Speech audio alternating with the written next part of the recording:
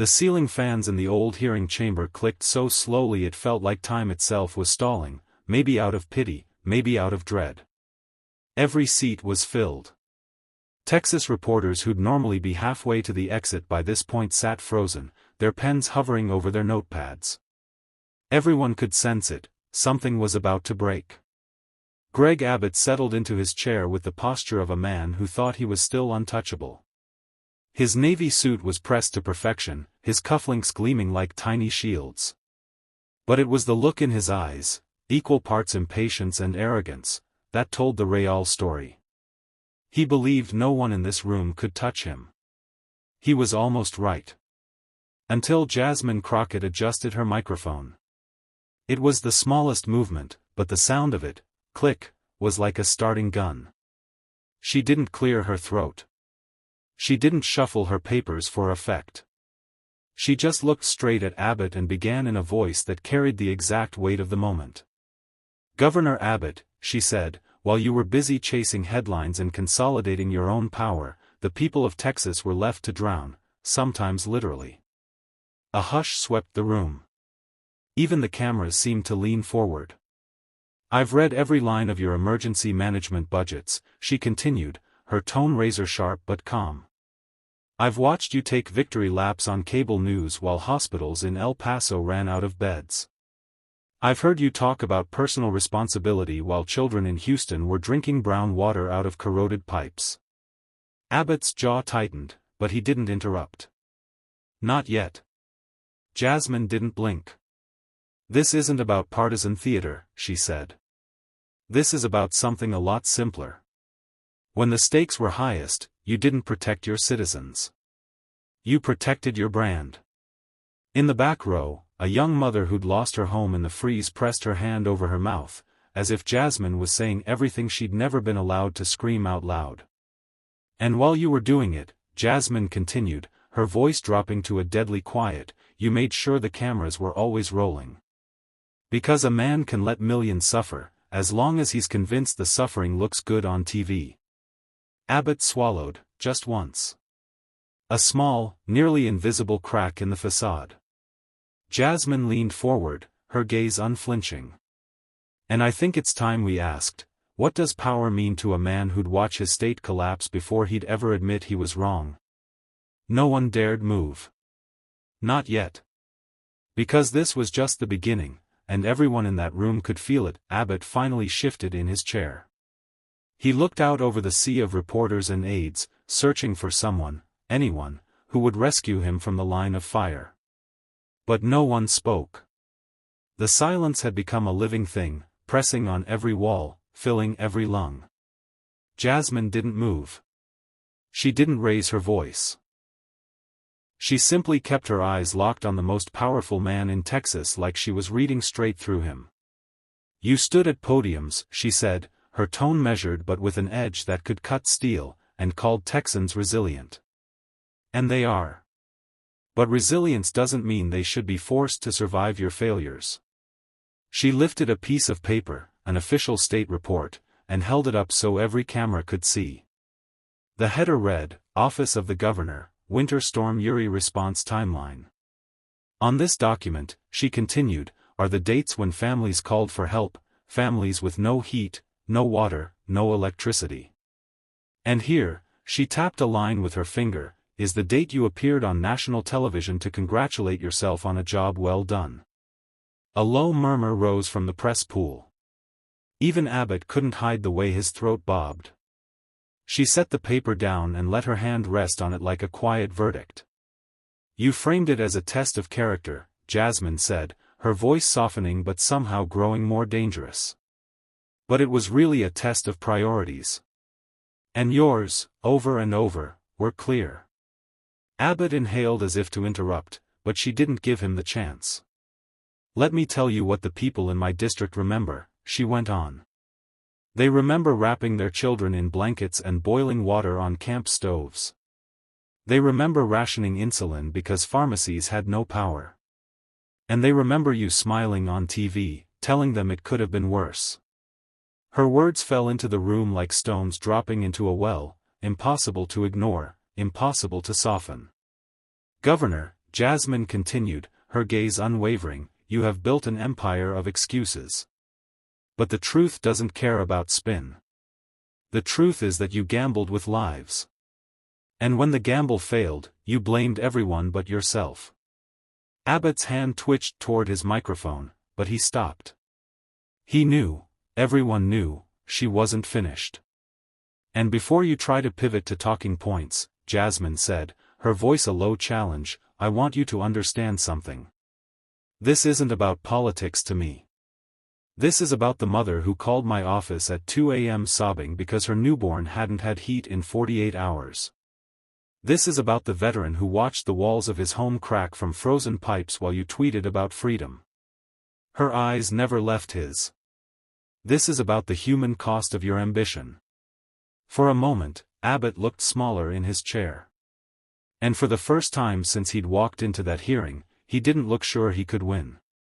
The room was silent. Jasmine didn't rush to fill it. Because sometimes, the silence says everything. When Jasmine finally looked down at her notes, it wasn't because she needed them. It was to give everyone else in the room a second to breathe. A moment to process the fact that she had just ripped through Abbott's carefully rehearsed image with nothing but a handful of facts and a steady voice. But she didn't let them rest long. She raised her eyes again, her expression unflinching. Governor, you've made an entire career out of promising that Texas doesn't need help from Washington, she said evenly. That Texans will take care of Texans. She tilted her head, like she was trying to understand something that didn't add up. So tell me this, why did your office request federal disaster funds within 24 hours of the blackout, even while you were going on television to insist the state had it under control? A visible shift went through the aides behind Abbott, two of them exchanged nervous glances. Reporters began typing faster. Abbott tried to find his calm, practiced tone. With respect, Congresswoman, every leader has to manage perception. She held up a hand, and he actually stopped talking. Perception, she repeated, her voice low but ringing. I'm not here to manage perception. I'm here to tell the truth. She reached for another document, this time a set of testimonies from constituents. She didn't read them all. She just recited them from memory. I watched my father die of hypothermia in his own bed. We melted snow to flush the toilet. My child asked me if we were going to freeze to death. Each line landed like a hammer. Jasmine didn't flinch. She didn't soften. You can talk about leadership, she said, her voice tightening, but leadership doesn't mean collecting headlines while people collect the bodies of their neighbors. A hush spread to the farthest corners of the hearing chamber. No one shuffled papers. No one whispered. Even the cameras seemed to zoom in closer, as if they needed proof this was really happening. Abbott tried to clear his throat, but it sounded ragged. If you want to have a real discussion about infrastructure. We're having it, Jasmine cut in. Right now. And I won't pretend this is some unavoidable act of God. This was a choice. Years of deregulation. Years of ignoring warnings. Years of making the same excuses. Her voice dropped so low that the microphones almost didn't catch it. You gambled. Texans paid. The silence after that wasn't just quiet, it was damning. Jasmine straightened her papers like she was closing a case file. And she looked him dead in the eye. Tell me, she said, if this is what you call leadership, what would failure look like? Abbott didn't answer. Because there was no answer that wouldn't bury him deeper. The moment stretched, so long it was almost painful. Abbott's face had lost the last trace of his practiced smile. His jaw tightened. But Jasmine didn't look away.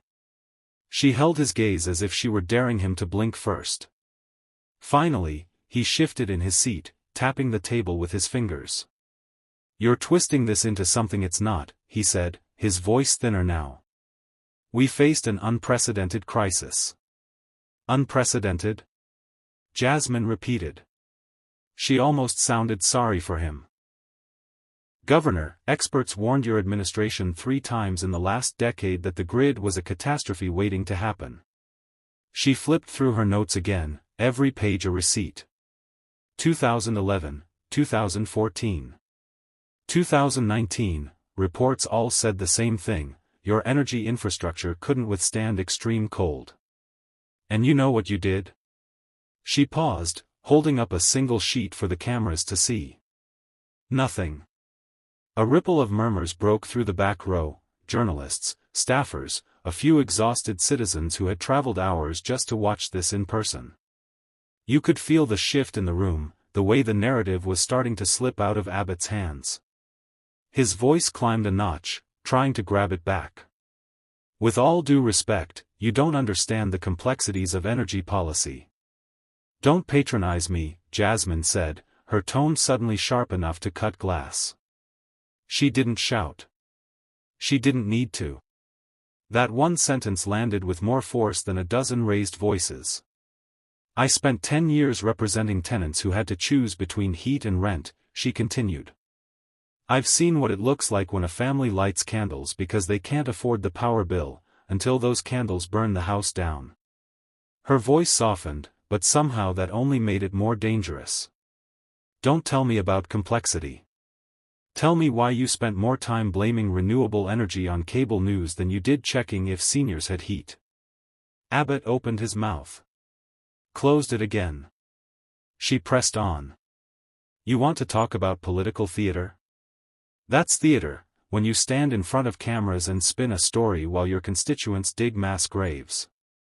A collective exhale swept through the chamber. No one knew if they were witnessing a political reckoning or a public shaming, or both.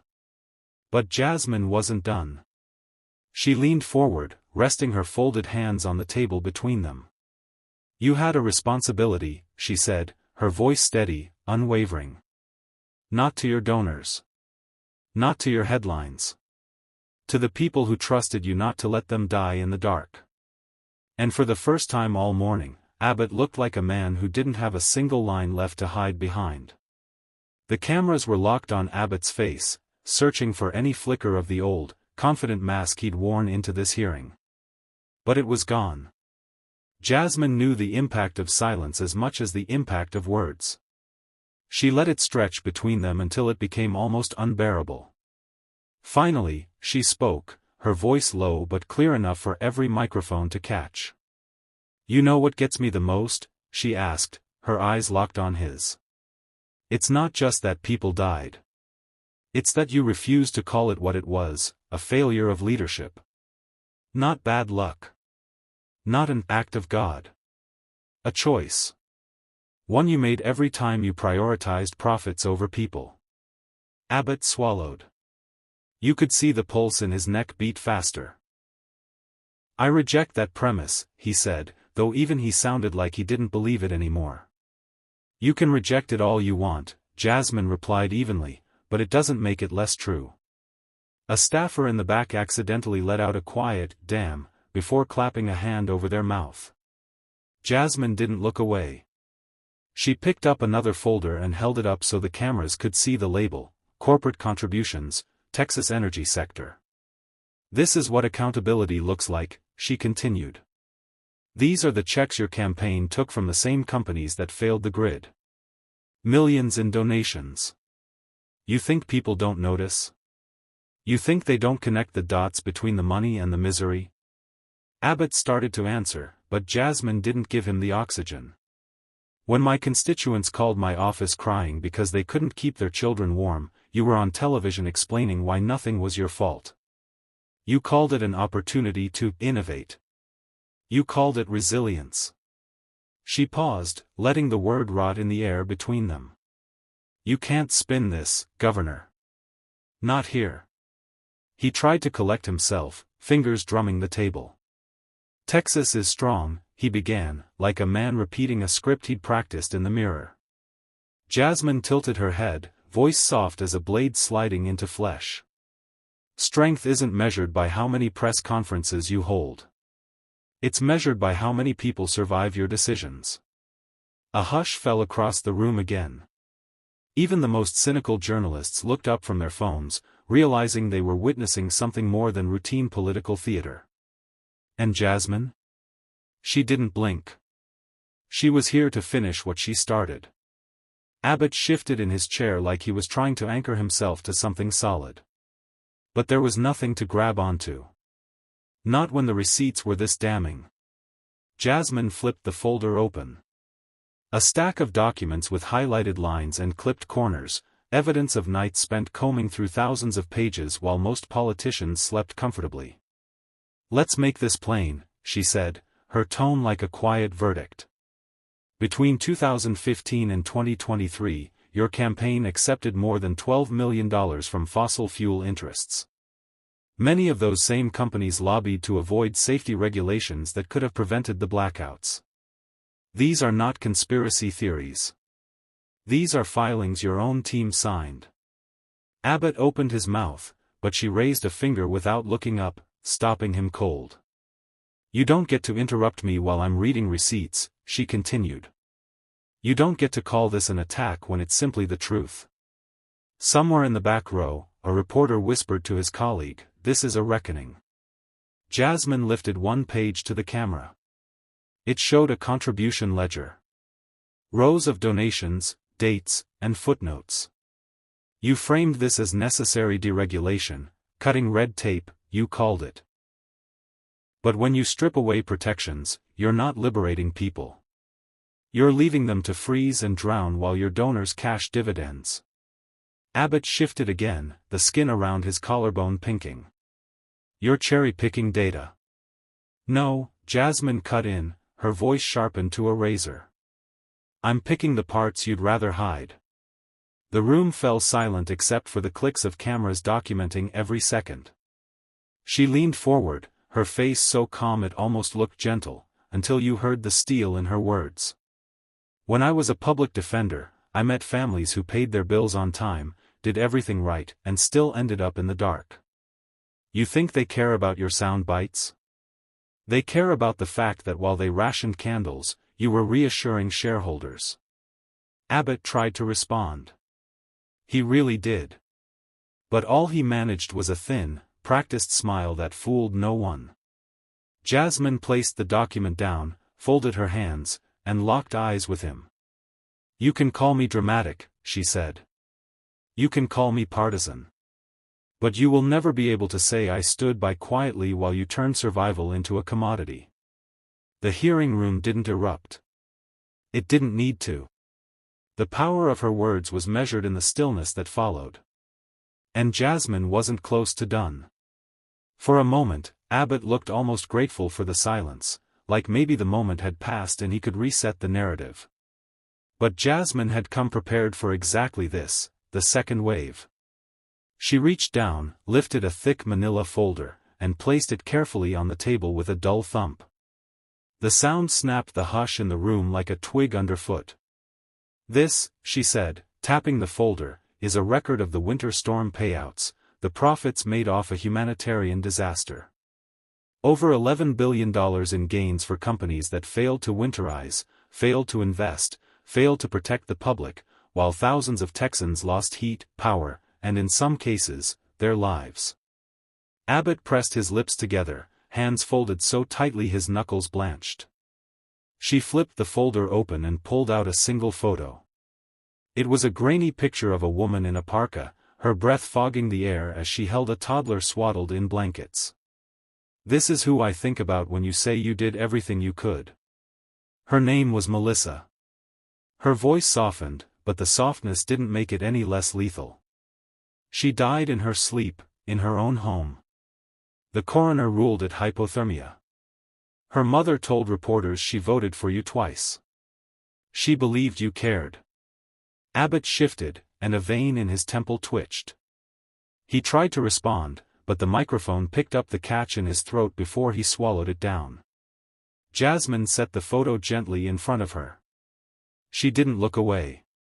"So when you say this is about partisanship," she went on, her tone low but resolute, "I want you to remember that face.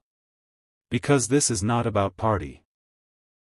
This is about a government that forgot who it serves. A few seats down, a congressman, someone who rarely looked up from his phone, rubbed a hand over his mouth like he wasn't sure what to say. Jasmine straightened her papers, calm and deliberate. "I am not here to embarrass you," she said finally. "I am here to remind you." She paused, scanning the chamber. "Remind you that leadership is not measured by press conferences or campaign ads.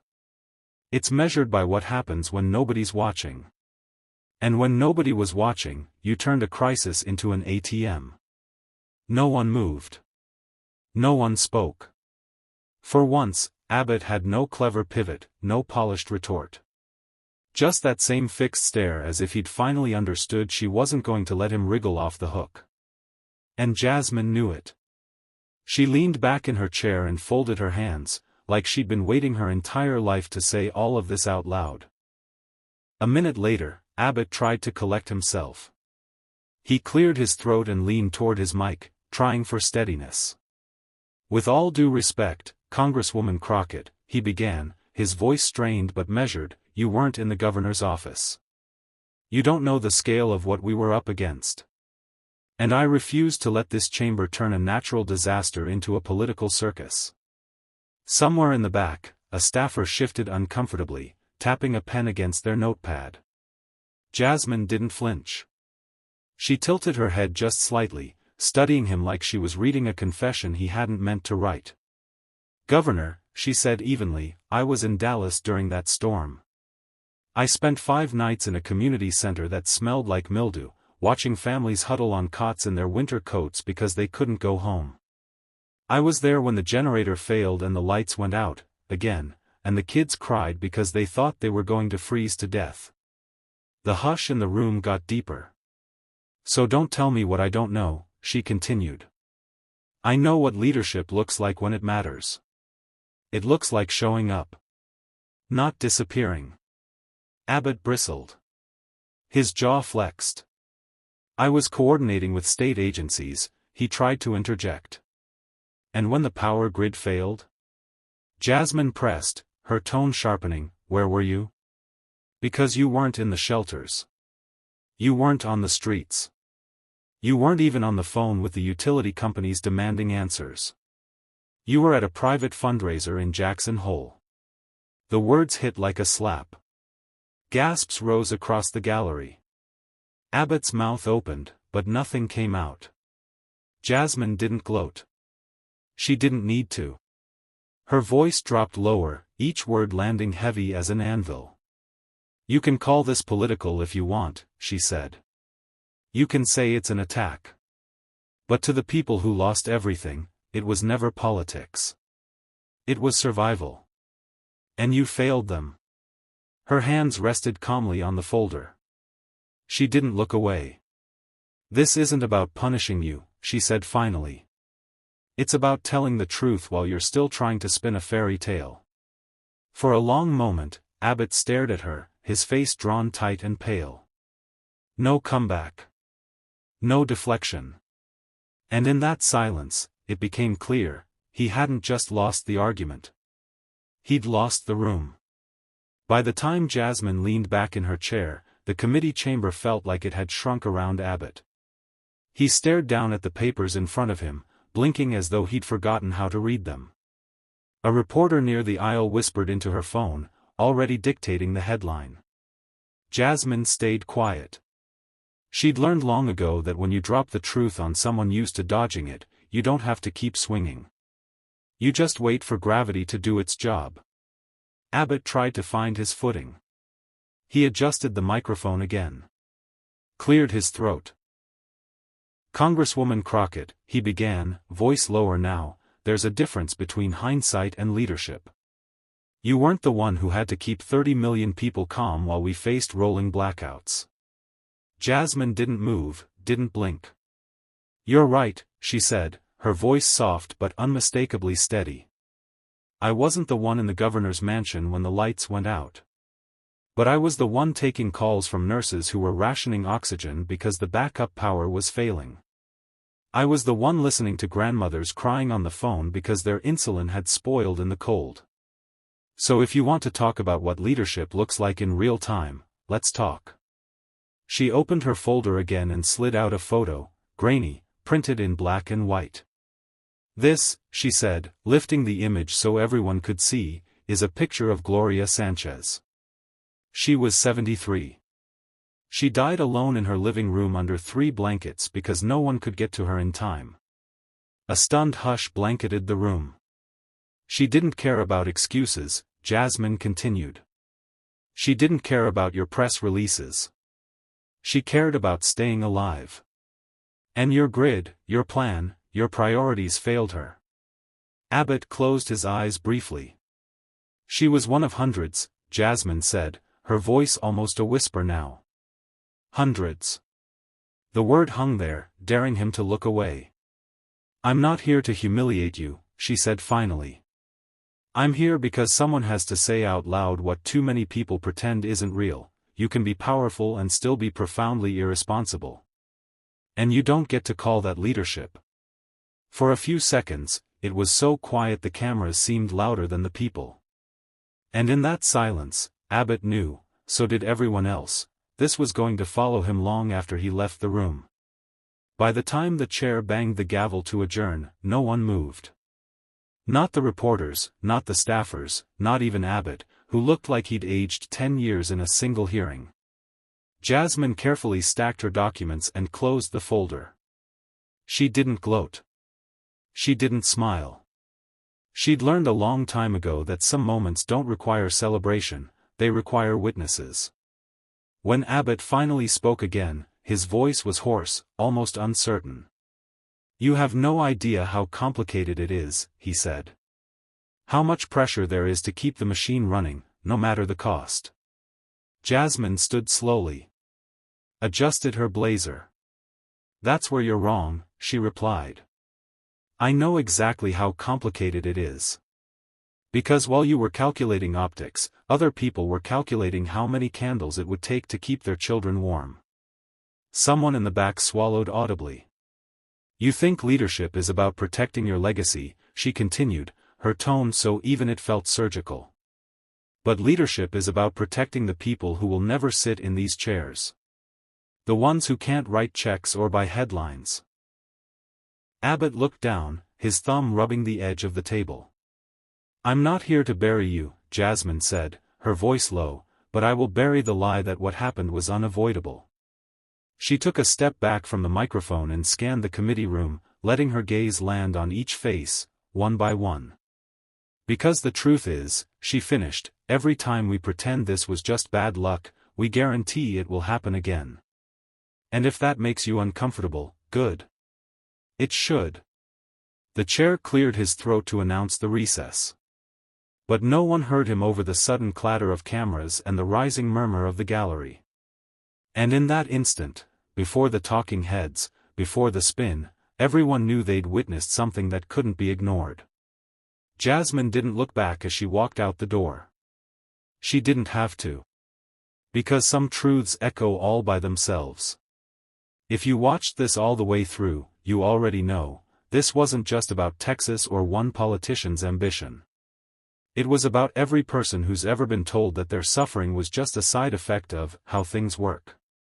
It was about calling out the systems that profit from our silence, and about proving that the truth still has a place in the room, even when it makes powerful people squirm. So if you felt something watching Jasmine stand her ground, if you saw yourself or someone you love in the stories she told, don't just scroll away. Share this. Talk about it. Ask questions no one wants you to ask. Because when enough of us refuse to look away, that's when change stops being a slogan and starts being real. And remember, you don't need a title to hold someone accountable. You just need the courage to speak up. Stay tuned, because this conversation isn't over. It's just beginning.